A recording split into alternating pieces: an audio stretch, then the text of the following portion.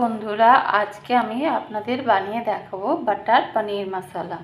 তো প্রথমে লাগবে পনির। এখানে আমি 200 গ্রাম পনির এইভাবে আমি চৌকো চৌকো করে কেটে এখানে জল আর 8 চামচ নুন দিয়ে আমি ভিজিয়ে রেখেছি। তাহলে কি হবে, পনিরটা খুব সফট হবে। লাগবে বাটার, লাগবে লঙ্কার গুঁড়ো, 2টো কাঁচা লঙ্কা নিয়েছি, যে যতটা ঝাল খাবেন সেই হিসাবে নেবেন। একটা ছোট টমেটো, 2টো মিডিয়াম সাইজের পেঁয়াজ, আদা আন্দাজ মতন, রসুন এখানে ছোট বলে আমি 7 কোয়া মতন নিয়েছি, আপনারা 4 কোয়া নিলেই হয়ে যাবে। এইখানে রয়েছে তেজপাতা, গরম মশলা, রয়েছে কাজু, লাগবে সাদা তেল, লাগবে স্বাদ মতন নুন, লাগবে চিনি, আর এখানে লাগবে হচ্ছে কস্তুরি মেথি। তো সবার প্রথমে আমি করবো কি, গ্যাসটা ধরিয়ে কড়াইটা আমি বসিয়ে দিচ্ছি গরম হতে। কড়াইটা আমার গরম হয়ে গেছে। এইখানে আমি এই চামচের 1 চামচ আর এই 2 চামচ মতন আমি তেল দিয়েছি। তার সাথে আমি এখানে মাখনটা দেব, এই 1/2 চামচ মতন মাখন দিয়েছি। এটা এবার গরম হয়ে যাক। তেল আর মাখনটা আমার গরম হয়ে গেছে। এইবার আমি এর মধ্যে পেঁয়াজ কুচিগুলো দিয়ে দেব। পেঁয়াজগুলোকে আমি লাল লাল করে ভাজবো না, হালকাভাবে আমি ভেজে নেব। এইবার এর মধ্যে আমি আদা কুচানোটা আর রসুনটাও দিয়ে দিচ্ছি। তার সাথে টমেটোগুলোও দিয়ে দেব, তার সাথে আমি কাজুগুলোও দিয়ে দেব। ছোটো চামচের 8 চামচ মতন আমি নুন দিয়ে দিচ্ছি। কাঁচা লঙ্কাটাও দিয়ে দিচ্ছি, লঙ্কার গুঁড়ো আমি দিয়ে দিচ্ছি। দিয়ে এবার আমি আবার এটাকে নাড়াচাড়া করে নেব।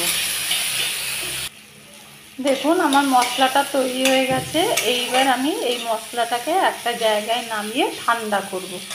ঠান্ডা করার পরে আমি এটা মিক্সিতে পিষে নেব। এই পনিরটা আমি ছেঁকে নেব, জল থেকে তুলে নেব, তুলে তারপরে আমি জলটা ঝরিয়ে নেব। দেখুন মশলাটা আমি পুরো ভালো করে পেস্ট করে নিয়েছি। এইবার আমি কড়াইটা গরম করে নিয়েছি। গরম করে এইখানে আবার 1 চামচ মতন তেল দেব আর মাখন দেব। যদি আপনারা পুরো মাখন দিয়ে করতে চান তাহলে শুধু মাখনই দেবেন। আমি এখানে তেল আর মাখন দিয়ে করছি। 1 চামচ তেল আর 1 চামচ মাখন। একটু গরম হয়ে যাক। আমার তেল আর মাখনটা গরম হয়ে গেছে। এখানে একটা তেজপাতা আর গোটা গরম মশলাটা ফোড়ন দিয়ে দিচ্ছি, দিয়ে একটু নেড়ে নেব। নেড়ে নেবার পরে যে পেস্টটা তৈরি করেছিলাম সেই পেস্টটা এর মধ্যে ঢেলে দেব। ঢেলে দিয়ে আমি ভালো করে কষিয়ে নেব। দেখুন মশলাটা আমার ভালোভাবে কষে গেছে এবং তেল ছেড়ে ছেড়ে এসছে। এইবার আমি পরিমাণ মতন জল দেব। জল দিয়ে আমি ফুটতে দেব।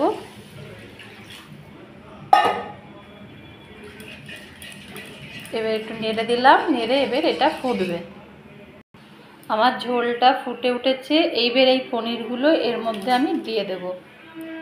দিয়ে এবার আমি এটাকে একটু সেদ্ধ হতে দেব, বা পনিরের মধ্যে যাতে এই মশলাটা পুরো ঢুকে যায়। এইবার আমি এখানে আন্দাজ মতন মিষ্টিটা দেব। যে যতটা খান সেই হিসাবে দেবেন। এটা বাটার পনির মশলা একটু মিষ্টি মিষ্টি হয়। এটা একটু শুকালে আমি তারপরে আপনাদের দেখাচ্ছি। গ্রেভিটা আর আমি শুকাবো না। এইবার কস্তুরি মেথিটা আমি হাতের সাহায্যে ডলে নিয়েছিলাম, ডলে এর ওপর দিয়ে আমি ছিটিয়ে দিচ্ছি। দিয়ে আমি একটু নেড়ে দেব। নেড়ে দিয়ে এবার আমি নামিয়ে নেব। দেখুন তাহলে আমার তৈরি হয়ে গেছে। এবার আমি এর ওপর দিয়ে একটু বাটার দিয়ে দিলাম। তাহলে আমার একদম তৈরি বাটার পনির মশলা। এইটা রুটির সাথে খুব ভালো লাগে। যদি আমার এই রেসিপিটা আপনাদের পছন্দ হয়ে থাকে তাহলে আপনারা একটা লাইক আর সাবস্ক্রাইব করে দেবেন। তাহলে আজকে এই পর্যন্তই।